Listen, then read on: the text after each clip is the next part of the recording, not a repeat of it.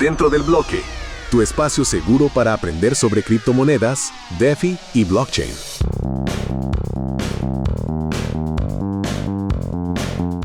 Hola Carlos, ¿cómo vas? Hola Pía, bien. ¿Y tú? Quería hacerte una pregunta, A pero es ver, una pregunta seria, lanza sobre tu nomás. futuro. ¿Cuál es el siguiente paso de tu carrera profesional? Bueno, luego de haber trabajado en un área comercial, la verdad es que no, me di cuenta que no era para mí, así que yo he decidido volver a compliance. Buenísimo. ¿Y quieres hablar de algo de compliance, quizás? ¿Hay algo que nos falte? Hemos hablado bastante de compliance. No últimamente, pero ¿sabes algo? No hemos hablado de sanciones. Bueno, y de todas formas es algo bastante principal dentro de compliance, ¿no? Es Dale, muy hablemos hoy de relevante. eso. Ya, dale. Entonces, hoy, dentro del bloque, hablaremos de sanciones en cripto.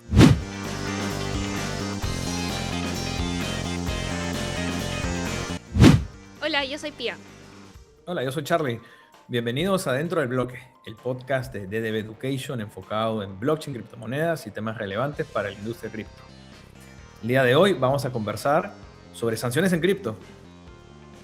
Lo dices súper emocionado. Bueno, es que no es secreto que Bitcoin y los temas de compliance son los que más llaman mi atención. Y cuéntanos un poquito por qué te llaman la atención. Bueno, por qué te llaman la atención sanciones. Es que sanciones es todo un mundo y hoy en día, digamos, hay muchas empresas que se dedican a eso, ¿no? ¿Qué sucede, no? Cuando tú tienes una plataforma digital, los usuarios se onboardean, ¿no? Entonces, al momento de onboardear, uno tiene que entregar cierta información. ¿Y qué es lo que hace la empresa que recibe al usuario? Tiene que verificar si la persona que se está onboardeando está en lo que se llaman lista de sanciones o listas restrictivas, ¿no? Básicamente toman tu data y hacen un cruce, ¿no? Con estas listas, ¿no? Y si efectivamente hay un resultado negativo, pues la empresa tiene que tomar cierto accionar, ¿no? ¿Y qué cosas puede tomar de acción frente a uno de estos casos? O sea, Es me que imagino que hay un amplio rango, ¿no? sí, es un tema de apetito al riesgo, ¿no? Y esto no solamente involucra empresas en cripto, ojo, esto también involucra empresas del sistema financiero tradicional. Entonces, si tú eres una empresa y un usuario que está en una lista restrictiva se une a la empresa, entonces va a depender del apetito al riesgo que tú quieras, ¿no? Obviamente, si es que, o sea, tienen que haber unas diligencias, ¿no? Pero imagínate que alguien que sea un terrorista se está onboardando a tu empresa. Lógicamente no lo quieres ahí y tienes que seguir un proceso para desvincularlo. Claro. Y puede ser como desde personas que son de algún país en específico que tú no consideras que, o quizás legalmente no pueden operar dentro de tu plataforma, como quizás personas que han tenido contacto con algunas billeteras que son asociadas a personas, ya sea de terrorismo o demás actividades ilícitas. Sí, es un tema muy sensible, particularmente para la industria cripto, sobre todo porque en algún momento los controles de la industria cripto eran muy bajos, ¿no? Y han habido, digamos, entidades que no tenían los controles adecuados y que han creado billeteras para personas que han movido fondos, ya sea de origen ilícito, ya sea de nacionalidades que están en listas restrictivas, o asociados a billeteras, ¿no? Donde también se han movido fondos de naturaleza ilícita. Sí, total. O sea, yo me acuerdo en una época que se decía, oh, estás en blockchain, tienes cripto, estás lavando dinero. Y era como automáticamente, sí, los que están traficando con diferentes tipos de cosas ilegales utilizan cripto. Y fue una asociación que se mantuvo varios años en el imaginario de las personas, ¿no? Sí, esa posición se mantuvo mucho tiempo. Y es por eso que teníamos que traer este tema a la mesa tarde o temprano, ¿no? Ahora, son muy pocas las personas que se especializan en temas de sanciones, pero nuestro invitado el día de hoy posiblemente sea top 3 compliance en la TAM, ¿no? Entonces, qué mejor que él para explicarlo. Dale, Carlos, dale la bienvenida. Hoy nos acompaña Alfonso Martel, Alfie para los amigos. Él es Compliance Officer en Groxon y tiene una trayectoria muy ligada a Compliance. Invitado entrando al bloque. Hola Alfonso, ¿cómo estás? Bienvenido dentro del bloque. ¿Qué tal, Pía? ¿Cómo estás? ¿Qué tal, Carlos? ¿Cómo estás? Muy contento de estar acá. No, muchísimas gracias por haber venido. La verdad que nos cae súper bien el tema y es un tema muy extenso, ¿no? Pero antes de entrar a materia, me gustaría preguntarte un poco más sobre tu trayectoria, cómo es que ha sido tu desenvolvimiento profesional, cómo llegaste a blockchain. Ok. Bueno, nada, primero de todo, Alfonso, todo el mundo me dice Alfie, elíjanme decir como, o sea, como quieran a lo largo de la charla. Tengo 36 años y nunca logré sacarme encima el sobrenombre que tengo desde que tengo, no sé, 0. Así que, nada, yo soy abogado, trabajé en la justicia criminal en Argentina muchísimos años, soy exfuncionario de la justicia criminal y en más o menos 2015, 2016, cuando todavía estaba en la justicia criminal, mi hermano más chico, Borja, me empieza a hablar de cripto y demás. Bueno, compré, me acuerdo, me fue bastante bien. No me acuerdo si fue 2015 o un poquito después, pero bueno, nada, fue en un momento donde era todo muy early. Y al tiempo tuve que vender porque me mudaba y nada, imagínate que tenía, justo necesitaba unos mangos, como decimos en Argentina. Yo soy argentino, por si no se habrán dado cuenta los que están viendo, y tenía dólares abajo del colchón, algo muy típico nuestro argentino. O sea, no están físicamente abajo del colchón, pero son tipo, tenía dólares y cripto, tenía Bitcoin, tenía Ethereum, pero Ethereum no sé qué haber comprado $10. Y vendí cripto. Perdí plata, de hecho, en ese momento, en comparación con lo que había gastado. Y nada, y me fui de ese mundo durante muchos, muchos años. Y en 2021 yo ya era funcionario de la justicia criminal en Argentina y tomo la decisión de que quería un cambio. Mi hermano, el que me había hecho comprar cripto cuando hace todo ese tiempo, en ese momento estaba en un exchange que yo todavía no entendía muy bien qué era lo que hacía, pero bueno, en fin de cuentas era uno de los fundadores de un exchange que en ese momento era muy chico, que es Lemon.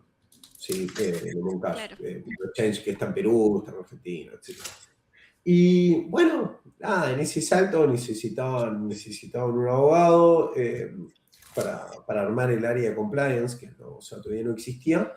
Y quien era su socio en ese momento, Marcelo Cavazzoli, bueno, nada, me conoce. Obviamente no me iba a elegir mi hermano, no, me terminó dando el apruebo al chelo.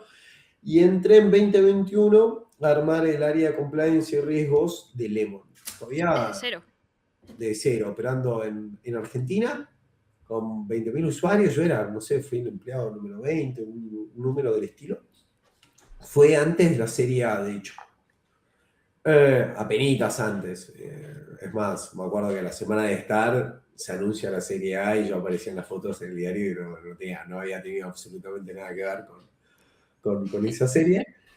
Y bueno, nada, estuve ahí más o menos 3 años en los que armé el área desde cero.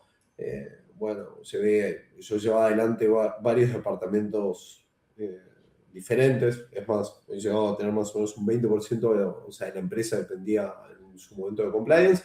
Yo tenía los equipos de prevención de fraude, prevención de lavado, financiamiento de terrorismo y qué te va a decir, y financiamiento de la proliferación, asuntos públicos, regulaciones y riesgos. También tuve una mini área de auditoría que duró un tiempo. Tuve un equipo de OCX también para los casos de compliance. Y en ese interín hice 10 millones de cosas, pero 10 millones de cosas. así como cuentito rápido, no sé, en su momento, como yo venía al Poder Judicial, y yo digo, che, el primer cliente que tengamos que sea estafado y en nuestra plataforma, que va a ser estafado por otro usuario. Es obvio que nada, los jueces no van a entender nada y la primera reacción va a ser allanemos. Yo venía de ahí y ahí se me ocurre armar lo que fue el primer programa de entrenamiento a fuerzas de seguridad en investigaciones blockchain de Argentina. Y ahí empezamos como a entrenar a todos, fiscales, policías, gendarmería, etcétera.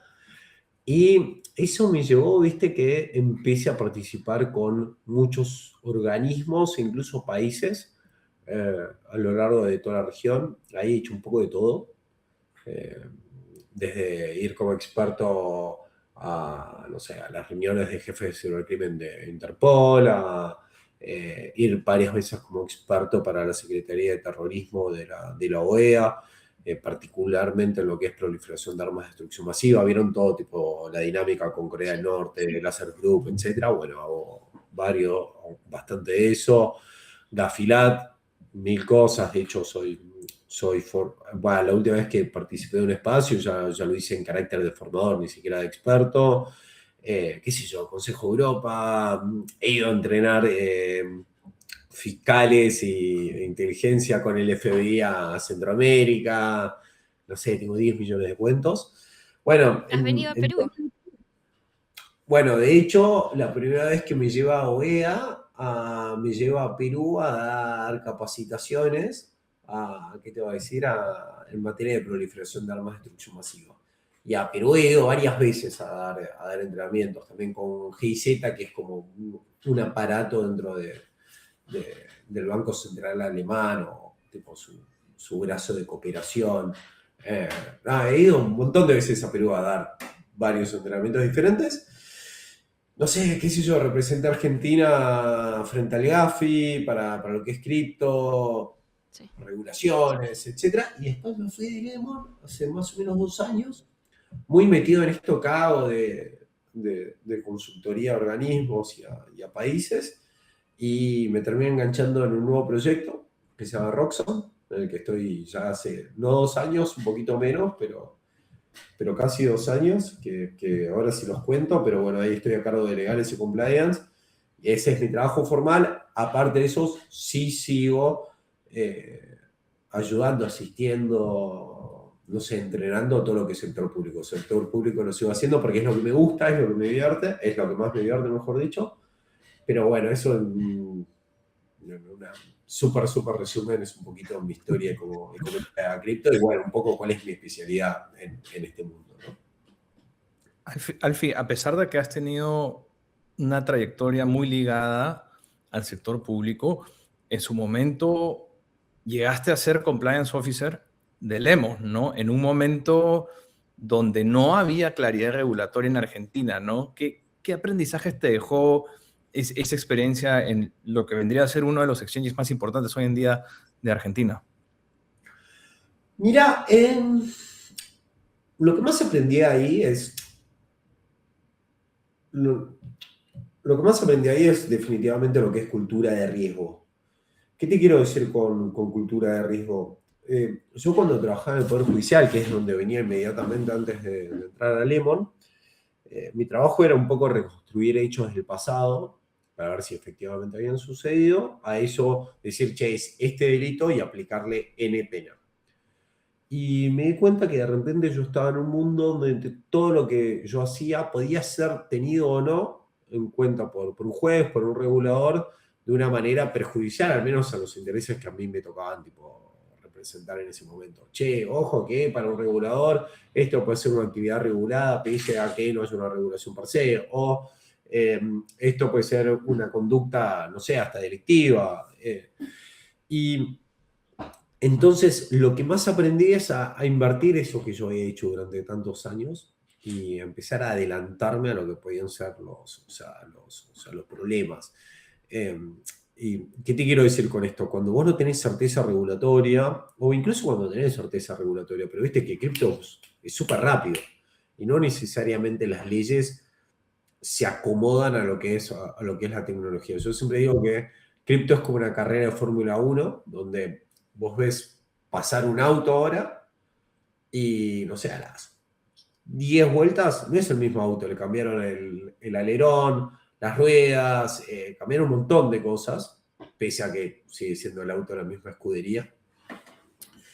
Entonces, es una industria que carece un poco de certeza en muchos sentidos, y entonces todo el tiempo te obliga a estar haciendo evaluaciones de riesgo para que vos, cada decisión que tomes como empresa, estés un poco pensando en el beneficio, pero también estés pensando, digamos, en los riesgos, si puedes hacer una medición de, che, quiero hacer esto o no lo quiero hacer. Claro, y en Roxxon, ¿cómo es? Capaz nos cuentas un poquito de qué es Roxxon, qué es lo que están haciendo y después cómo es el enfoque de compliance en Roxxon. Dale, recontra. A ver, la forma que más fácil me sale contar Roxxon es de una perspectiva un poco histórica. En Roxxon lo que estamos tratando de construir es la primera bolsa de valores que es nativa en Bitcoin. ¿Qué significa este súper trabalengua? Significa un poquito lo siguiente. Bolsas de valores, ¿viste? Donde te puedes comprar, no sé, una acción de Apple. ¿Sí? Hay casi todos los países. Casi todos los países tienen sus propias monedas y tienen sus propias bolsas de valores, porque las empresas locales tienen una tendencia a ir a buscar deuda ahí, ¿no? Vos básicamente sos una empresa y decís, che, vendo una partecita de mi empresa a través de estas acciones contra plata, y con eso me fondeo para hacer N cantidad de proyectos o lo que sea. Entonces, cuando vos ves un poco lo que es la historia del mercado de capitales, te vas dando cuenta que el mercado de capitales, o el mercado de capitales más importante del mundo, siempre es aquel que está en la plaza que tiene la moneda más importante. Históricamente, los mercados de capitales arrancan en Holanda, más o menos en 1500, 1600, en un momento donde Holanda mandaba barcos por todo el mundo buscando especias, también mercadeando con personas y un montón de cosas. Pero ¿qué pasaba? Imagínate que los barcos en 1500 pues, medio soplaba un vientito y se caían y se destruían. Entonces, las empresas navieras estas van a una plaza muy, muy conocida, la plaza de Antwerp, y dicen, che, tengo que mandar unos barcos para, no sé, Manila, necesito plata para comprar estos barcos. Cuando los barcos vuelvan, yo te voy a dar un porcentaje de las ganancias, los primeros dividendos. ¿Sí? Y ahí es cuando se crea el mercado de capitales, que se va desarrollando. ¿Y qué es lo que pasa históricamente? De repente Inglaterra tiene un cuarto del mundo. Entonces, ¿dónde pasa a estar la bolsa más importante del mundo? En Inglaterra. ¿Y esto por qué? Porque todas las empresas que hacían comercio, ya existía mucho el comercio internacional. ¿Qué querían? Querían libras. ¿Por qué querían libras? Porque todo el comercio internacional en el mundo se pagaba en libras. Después de la Segunda Guerra Mundial, el dólar se vuelve la moneda más importante. Es más, se vuelve el patrón sobre el que están basadas casi todas las monedas del mundo y sobre el que funciona el sistema SWIFT. Entonces, ¿dónde pasa a estar la bolsa más importante del mundo?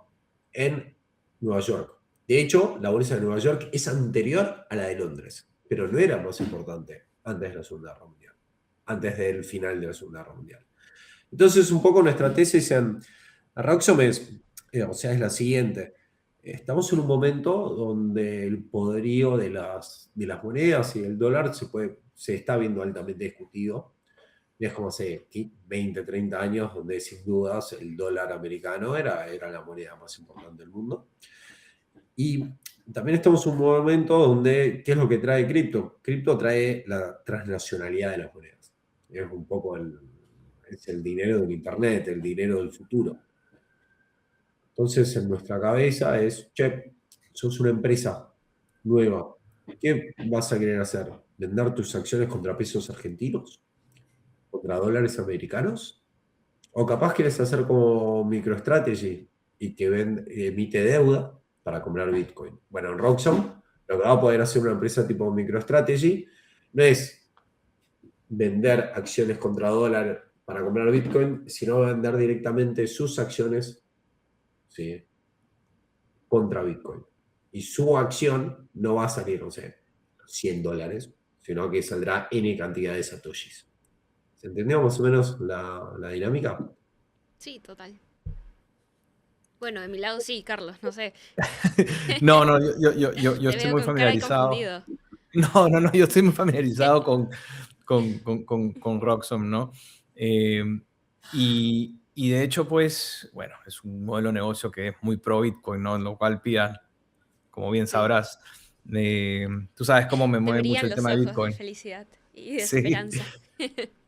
Y bueno, o sea, cuando hablamos de modelos en cripto, ¿no? Ya sean en Bitcoin o en otras redes, ¿no? Eh, bueno, los temas de compliance siempre son sensibles, ¿no? Y ahí es donde entra el tema de sanciones, Ok. que no solamente comienza en la parte del onboarding, ¿no? También es en el transcurso de la relación comercial, ¿no? Entonces, ¿qué vendrían a ser las sanciones para ti, Alfie? ¿O cómo Ok. definirías las sanciones? Bueno, no. Sanciones, cuando nosotros hablamos de sanciones en el mundo del compliance, es como que lo tenemos que pensar de diferentes maneras. La sanción en el mundo del compliance, de la forma bien operativa, es una tarea que odia a todo el mundo que está en compliance, que de repente se encuentra un nombre que normalmente están en lo que nosotros llamamos listas de sancionados o listas de terroristas, y vos tenés que ver si ese nombre que pega el nombre de tu cliente es la misma persona. Pero en verdad hay muchísimo, muchísimo atrás de lo que son las sanciones. Técnicamente, las sanciones son actos que pueden hacer países o organismos internacionales contra otros países, personas, grupos, barcos, aviones y un montón de cosas. Ahora, estas sanciones que pueden hacer países o organismos contra todos estos personajes, técnicamente es el acto que se sienta entre mandarle un embajador a otro país, ponele, y mandarle un misil. Hay muchas veces, y esto se ve siempre que hay un hecho geopolítico, donde hay un país que está haciendo algo que no le gusta a los demás países, por X o por B.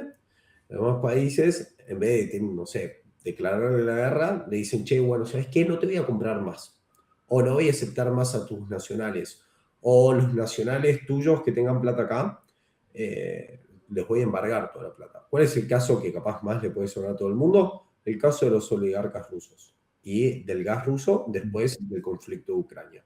Después del conflicto de Ucrania, seguro que varios se van a acordar de que se empezó a hablar mucho en Europa de que le había pegado mucho a la industria europea, sobre todo a las fábricas alemanas, porque no podían comprar más gas barato que venía a través de Rusia. Y no es que el empresario alemán había dicho, che, bueno, no te voy a comprar más gas a vos, o sea, que sos malo, no. O sea, no fue un acto de moral. Sino que la Unión Europea tiene un régimen de sanciones y dijo, che, muchachos, acá ustedes bancos no pueden transaccionar más con rusos. Entonces, ¿qué les quiero decir esto? ¿Qué les quiero decir con esto? Las sanciones en términos generales son actos emanados por autoridades competentes que se le imponen a los nacionales. Normalmente los que más se van a ver relacionados con esto terminan siendo los bancos, instituciones financieras y demás, que tienen que ver si su cliente es o se está relacionando con una persona que esté en estas listas de sancionados, y si así está sucediendo es en que impedir las transacciones y aparte denunciarlo. La lista de sancionados más normales son las listas de terroristas. ¿Sí? Por eso siempre se habla, uy, che, estoy haciendo control contra listas, uy, che, tengo un pibe que se llama Pablo Escobar. ¿Será el mismo Pablo Escobar de la serie Narcos? Y bueno, nada, vos tenés que ir fijando si efectivamente, che, ¿qué pasó? No, para el Pablo Escobar de la serie, ese está muerto, así que el mío no puede ser el mismo. Así que nada, el operativo es el laburo que odia todo analista de compliance. Desde de dónde vienen las sanciones, sinceramente, es la demostración de lo que está pasando en términos geopolíticos y cómo esto se ve sobre todo impactado en un montón de campos, porque también hay sanciones que hacen restricciones de movimiento y demás, pero en este mundo del que estamos hablando, de cómo impacta en los rieles financieros del mundo. ¿Se entendió? Sí, y una Sí. pregunta ahí, ¿cómo es que se arman estas listas? O sea, digamos, a mí no me cae bien Carlos y yo digo, "Oh, no, mira, creo que Carlos es un narcotraficante, es un terrorista y lava dinero. Ok, ¿Y cómo perfecto. O se sea, Carlos, valida o sea, que lo que yo narco, digo, terrorista y lavador, todo junto. sí, sí, todo junto, así, lo Ok, peor? ok, perfecto. ¿Cómo es Sí, que se valida si es o no es? ¿Cómo se decide incluirlo en una lista? ok, nada, listas ahí en todos lados, de todos los colores, de todas las formas y demás. La lista más importante, si queremos llamar a una la más importante, es la lista de la ONU. La ONU, viste, tiene la asamblea, que es como ese congreso de países donde están todos hablando y no sucede tanto. Y tiene otros organismos dentro de la ONU. El más importante se llama el Consejo de Seguridad. El Consejo de Seguridad está conformado por 14 países, 5 son permanentes y 9 son temporales. Los 5 permanentes son los ganadores de la Segunda Guerra. China, Rusia, Inglaterra, Estados Unidos y Francia. 5 países que no necesariamente se llevan tan bien ahora, ¿no? Entonces, esos países, cuando entiendan que hay otro país que está cometiendo delitos contra la humanidad, crímenes de guerra, ¿sí? O crímenes contra la paz, pueden sancionar a esos países. Las sanciones del Consejo de Seguridad necesitan el voto de 9 países y que ninguno de los miembros permanentes vete. Los miembros permanentes pueden vetar. Ahora, ese modelo hace que si el Consejo de Seguridad sanciona, todos los países que son firmantes de la ONU, o sea, todos, tienen que imponer esas mismas sanciones. Después, los bloques regionales, tipo la Unión Europea, tienen algo muy similar. Por ejemplo, las sanciones que hablamos de Rusia recién son de la Unión Europea.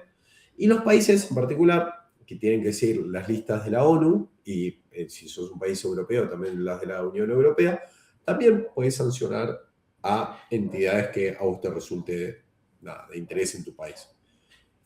Nosotros somos todos de Latinoamérica, ustedes son de Perú, ¿correcto? Sí. Sí. Bueno, somos todos países que tuvimos un historial de grupos nada, revolucionarios, llamémoslos. Es muy probable, ¿sí?, de que esos grupos, en su momento, y si no es ahora, estén en esta lista de sancionados. Porque el país dice, che, pará, yo no quiero que estos tipos se puedan comprar, no sé, una K-47 para atacarme. ¿Y cómo hago para que se compren una K-47? ¿Por qué estoy sancionando? Porque estoy impidiendo que muevan plata. Porque yo no quiero que compren armas. Entonces, ¿cómo es que sucede? Dependiendo de dónde sale la sanción, si sale de la ONU, de la Unión Europea, si sale de Argentina, de Perú o de un país en particular, con diferentes mecanismos, pero siempre siguiendo este tipo o sea, de objetivos. Normalmente son, después cuando sea en términos países, son intereses nacionales que vos estás siguiendo. Nada, y esto está súper en boga ahora. No con el régimen de sanciones, pero sí con el de imposición de tarifas, que es como una contracara, diferente y parecido al mismo tiempo, que está imponiendo, por ejemplo, Estados Unidos a la exportación de chips hacia China, y en el caso de China, hacia la exportación de minerales raros. ¿Y qué están haciendo? Nada, están compitiendo. Son, por eso, de vuelta, es el acto que se sientan en el medio de mandarte un embajador a decirle, che, Carlos, ¿puedes dejar de ser terrorista, narcotraficante y lavador? ¿Sí? Y mandarle un No sé, misil para Carlos, que... dinos. No sé a qué Carlos te refieres, pero yo no tengo nada que ver en eso. No te acusé, o sea, Pía te acusó. Definitivamente fue él. Y referente al tema, o sea, ¿cómo afectan las sanciones a la industria cripto? ¿O cómo crees tú que el tema de sanciones ha influenciado en la industria cripto? Ok. Todos conocemos HTX, ¿no? Wobby. ¿Sí? Sí. Bueno, décimo exchange por market cap del mundo. Bueno, sancionado por Inglaterra en este momento. Gran quilombo sistémico, pero gigantesco quilombo sistémico. Sancionado porque se estaba moviendo plata de Rusia a través de ellos. Entonces Inglaterra dice, che, vos no estabas impidiendo que se mueva plata a Rusia a través mío, te voy a sancionar. ¿Escucharon de Garantex, de Greenex, de A7, A5 y demás? Garantex, Greenex, Garantex, Gran Exchange ruso, hoy a Billions. Cuando la pagan, se queda Greenex. Cuando la pagan, se crea una blockchain A7, A5, donde está un stablecoin que es un rublo. En vez de un stablecoin peg al dólar, está peg al rublo, que es la moneda rusa, y se movieron billones. Bueno, nada, HTX, Huobi, dependiendo cómo sea la estructura, sancionado por Inglaterra por esto. ¿Y cómo impacta?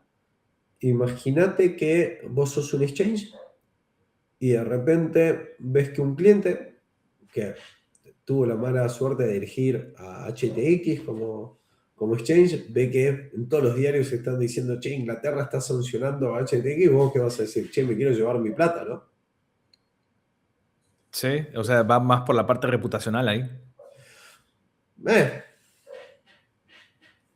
Hasta ahí. Y nada, y de repente te la quisiste transferir a otro exchange, y si ese otro exchange, porque está en Inglaterra, porque está en Europa, tiene que seguir el régimen de sanciones, te la agarra y te la devuelve, o te congela la cuenta. Después buscan, che, saqué mi plata de Bybit, todo en inglés. No voy a decir a qué exchanges.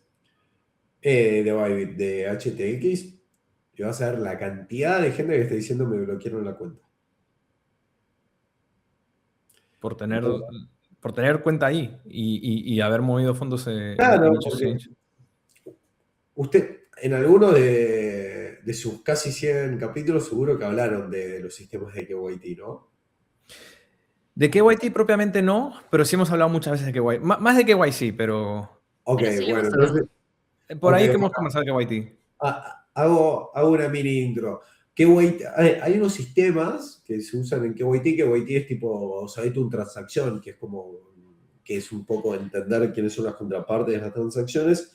Y lo lindo de cripto, que tienes unos softwares que se llaman Blockchain Analytic Tools, que te permiten graficar todos los movimientos. Parte de estos sistemas están con datos enriquecidos. Entonces vos ves, che, esta address es de este exchange, esta address no sé de quién es, pero tiene un cartelito que dice terrorista, esta tampoco sé de quién es, pero tiene un cartelito que dice fraude, y así sucesivamente, y vas armando unos gráficos buenísimos y vas haciendo seguimiento, y para aquellos que somos investigadores, es como tener nuestro juguete favorito, el juguete que siempre quisimos tener. Entonces, ¿qué pasa? Normalmente los exchanges tienen estos sistemas, los más conocidos son Chainalysis, TRM, Elliptic, Arham, hay un montón, tiro un par de nombres para que les suene, Berkeley Science, Crystal, bla. ¿Y qué te va a decir? Entonces, ¿qué es lo que pasa? Yo capaz estoy recibiendo la plata, bueno, no en el caso de Carlos, que ya dijimos que era narcotraficante y lavador y terrorista, pero estoy recibiendo plata de Pía, que Pía solo estaba usando como, ella no hace todo bien y gana plata en blanco y quiere comprar cripto, porque nada, puede hacer lo que quiere con su plata. Pero eligió como exchange a HTX. Entonces, yo voy a ver que esa plata me viene directo a HTX y directamente me estoy relacionando con un exchange sancionado. Y ahí voy a tener que tomar una decisión de, che, ¿qué hago? ¿Le congelo la plata a Pía? ¿Se la devuelvo? Le digo, che, Pía, no me trae más plata acá. Se la devuelvo, le digo, che, Pía, te bloqueo la cuenta. O tomo el mismo riesgo que tomó HTX, que capaz decía, che, ok, yo tengo un cliente que me mandó plata de Garantex, pero mi cliente no es el super oligarca, es ruso y por eso tiene que usar Garantex. Nada, es bastante complejo el tema de la gestión de sanciones, porque aparte las tenés que reportar en tiempos súper breves, normalmente son 24 o 48 horas, no es para nada fácil, y tiene responsabilidad objetiva. Vos tenés que haber sabido y haber puesto los controles para que no se mueva plata sancionada a través tuyo. No es como, Y, viste, el lavado que de última che, armaste un sistema choto para que no te suenen las alertas. no, y el tema, como tú dices, Alfie, es complejo. Cuando tienes un nombre simple, ¿no? A ver, Pablo Escobar hay muchos, ¿no? Pero cuando tienes un nombre escrito, por ejemplo, en chino,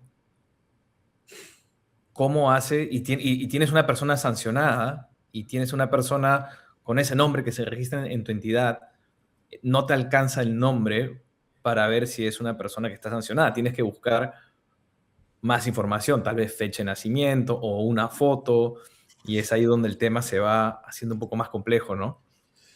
Bueno, eso incluso o sea, que sí, coincido, porque te pasa incluso aunque no tenga el nombre en chino, aunque diga, che, Pablo Escobar, pongámosle que no sabemos que Pablo Escobar está muerto. Y hay un Pablo, acá en Argentina va a haber un montón de Pablos Escobares, en Colombia va a haber un montón, en Perú debe haber un montón y demás, y vos tenés que saber si, o sea, si es el mismo. Entonces, vos lo que buscás es un dato aparte para poder confrontar un poco como está diciendo Charlie acá.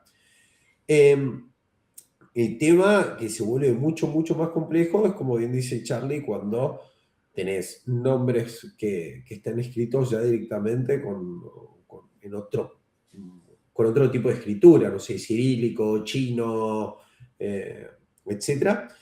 Y ahí pasás a depender mucho, ¿viste? O sea, de los sistemas que te tienen mejor o peor traducción, que vos le podés configurar algo que se llama el fusines, ¿sí? Porque Pablo Escobar, por ejemplo, se llama Pablo, o sea, el Pablo Escobar o sea, histórico, el que todos vimos en Narcos, es Pablo Emilio. Pablo Emilio Escobar Gaviria, ¿sí? Entonces, si vos tenés el fusines, que es como, che, ¿qué tanto se puede separar el nombre full ¿qué te va a decir? Del de tu cliente? Si vos tenés el fusines estricto, para que te haga un match, tiene que decir Pablo Emilio Escobar Gaviria. Ahora, si tenés un poco de fusines, capaz se llama Pablo Escobar y te suena.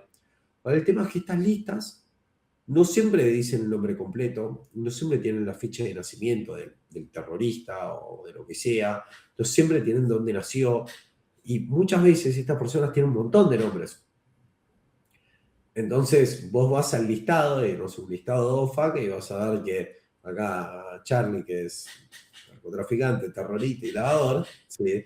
Probablemente en esa lista tenga un montón de nombres, porque como no quiere que lo agarren, usa diferentes nombres, usa documentos robados, falsificados, etc. Y todo eso hace que, ¿qué te voy a decir? De que sea un trabajo que muchas veces es muy sencillito, es muy pavo. Che, mi Alfonso Martel yo tengo 36. Mi cliente Alfonso Martel tiene 36, el que está en la lista tiene 60. Claramente no es el mismo. Pero hay veces que son investigaciones muy complejas y son mucho más complejas cuando estás investigando personas jurídicas. Porque lo que pasa es, cuando vos vas armando estas estructuras para esconder quién es el que verdaderamente es el dueño de las empresas y está moviendo la plata y hace fideicomisos y un montón de cositas para esconderte. Claro. Y una pregunta, ¿qué pasa si es que, por ejemplo, Carlos entró en tu plataforma, le hiciste el KYC, pasó todo bien, porque en ese momento estaba limpio? Y Ok. después se convirtió en lavador, narcotraficante, terrorista, pero ya estaba onboardeado en tu plataforma y tú ya le habías hecho el check de está limpio y forma parte de mis clientes. Mira, o sea, técnicamente, si actúas bien a partir de ahí, no pasa nada. O sea, nada grave. Eh, cuando nosotros estamos hablando de poner medidas de compliance, sobre todo desde el 2011, cuando empieza el enfoque basado en riesgo como una parte integral de estos sistemas, eh, esto no implica que vos no vas a tener gente que lave o gente sancionada. Si vos no querés tener gente que lave o gente sancionada, directamente deberías cerrar las persianas. Lo que significa es que vos vas a poner todos los mecanismos que tengas para evitar que eso suceda, y en caso de que eso suceda, para agarrarlo y reportarlo. Si no, no existirían o sea, los reportes. Entonces, normalmente vos cuando seteás uno de estos sistemas, lo que terminás haciendo es poner que cada N cantidad de tiempo, hoy por hoy normalmente es diario, se agarra toda tu base de usuarios y nos fijamos si antes estaba limpio, pero ahora se volvieron terroristas, narcotraficantes y lavadores. Entonces eso lo conocemos en la jerga como ongoing screening. Cuando te cachás a alguien en un ongoing screening, ¿qué vas a hacer? Lo vas a investigar de la misma manera que acabamos de decir, che, es el mismo que está en la lista, y si está ahí, congelás la cuenta y lo reportás. Al igual que si lo hubiese cerrado en el onboarding. Ahora, capaz me vuelvo un poquito atrás sobre una pregunta que hizo Charlie, porque hay algo que me gustaría contar, y no me lo están contando, pero lo quiero contar igual. Que me dijo, che, ¿cómo se ve esto de las sanciones en cripto? Y cuando nosotros nos sentamos únicamente a hablar del nombre y demás, un poquito lo estamos hablando muy parecido a lo que era el mundo fiat. En cripto es diferente. En cripto la guita es internacional, ¿sí? Y hay países que están sancionados. Entonces, ¿se acuerdan cuando empieza el conflicto de Irán? ¿Con qué estaba cobrando el peaje en el estrecho de Hormuz? ¿Alguno de los dos se acuerda? No. En cripto. ¿Aceptaban Bitcoin o USDT? Corea del Norte, país altamente sancionado, es el de Lazarus. ¿Sí? ¿Saben lo que es Lazarus? Sí, Lazarus Group. Claro, vieron los que atacaron Bybit, el hackeo de un palo y medio. ¿Por qué están hackeando exchanges? Porque ellos no pueden exportar, porque están sancionados. De hecho, su promedio de exportación de los últimos años es más o menos 250 millones de dólares año. Tienen 17 millones de habitantes. Imagínate, si tiene una sequía, no le da ni la plata ni para ir a comprar. Luego de repente los ves que hay videos que están pasando en los camiones con los misiles balísticos intercontinentales con cabezas nucleares. Che, ¿cómo hace para armar esos misiles con 250 palos al año? ¿Qué es lo que roban? Cripto. Entonces, cuando nosotros hablamos de cripto y sanciones, estamos hablando muchísimo más que el nombre, eso. Estamos hablando de los nuevos rieles financieros en un mundo que se está partiendo. Fíjate, Rusia sancionado, ¿cómo empieza? ¿Qué es lo que crea? El rubro digital. Y la blockchain con A7, A5. Irán, ¿con qué pasa a cobrar el peaje de los barcos cargueros, de los barcos petroleros? En cripto. Entonces, nada, y esto para bajar el concepto, más allá de lo que nos encontramos el día a día, cuando hablamos de sanciones y cripto, estamos hablando de muchas más cosas. ¿Y qué se necesita para que la industria cripto sea tomada más en serio desde el lado regulatorio?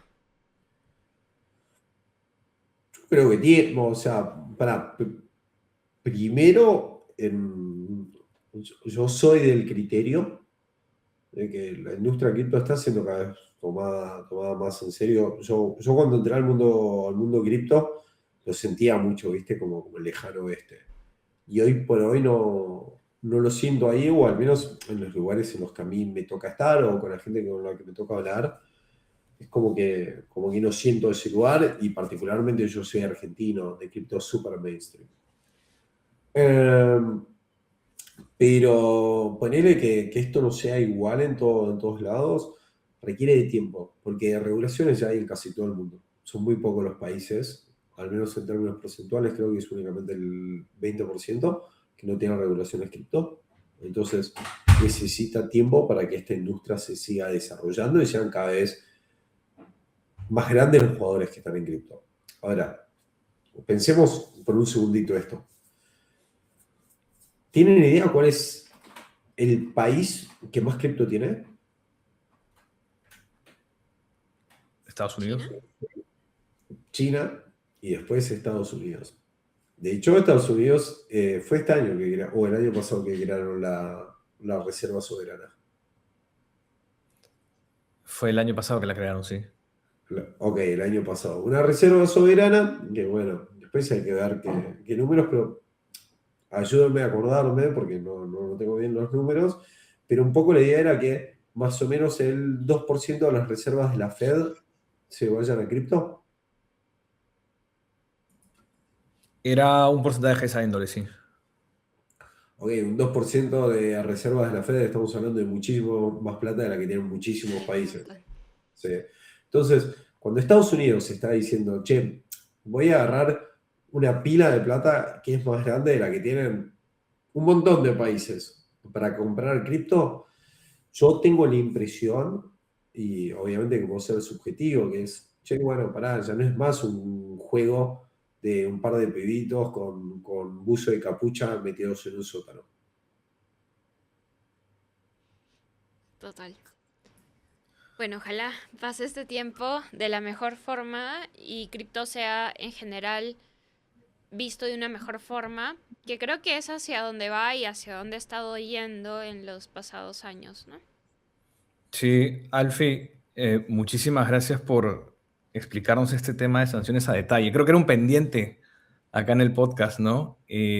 Compliance es bien amplio, ¿no? Pero nunca le habíamos dedicado el tiempo para hablar de estos casos y bueno, y de toda la experiencia que traes toda la mesa, ¿no? En esta parte, ¿no? Así que muchísimas gracias. No, o sea, por favor, gracias a ustedes. Dudo que sanciones haya sido un pendiente, no es el pendiente de nadie, pero bueno, a mí me encanta De contarlo. Carlos sí, créenos.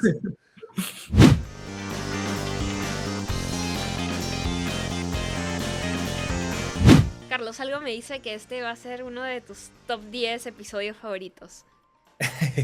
No, es que era un tema que de verdad que quería traerlo a la mesa desde hace tiempo, pero también súper interesante todos estos casos que nos trajo Alfie y nos muestra, ¿no? Porque es un tema tan relevante para la industria cripto. Total. O sea, y cada vez hay más tipos de sanciones, quizás, no sé, asocia que, no sé, va a haber menos libertad y demás en blockchain, pero, o sea, si lo ves en una balanza, en verdad no es que haya menos libertad, ¿no? Sino que la trazabilidad también hace que los que se mueven dentro de blockchain estén más seguros. Y algo también que mencionó Alfie fue que hay muchas empresas que lo hacen. Y dio el nombre de las empresas. Curiosamente, no las hemos traído dentro del bloque todavía, ¿no? Así que esperen próximamente más episodios relacionados a este tema. Total. Bueno, pero ese ha sido el episodio de hoy. Ya nos vemos la próxima semana con el siguiente tema. Cuídense. Chau, chau. Cuídense y no olviden de suscribirse. Hasta la próxima semana. Chao. Dentro del bloque. Un podcast producido por DDB Education en La Parlante.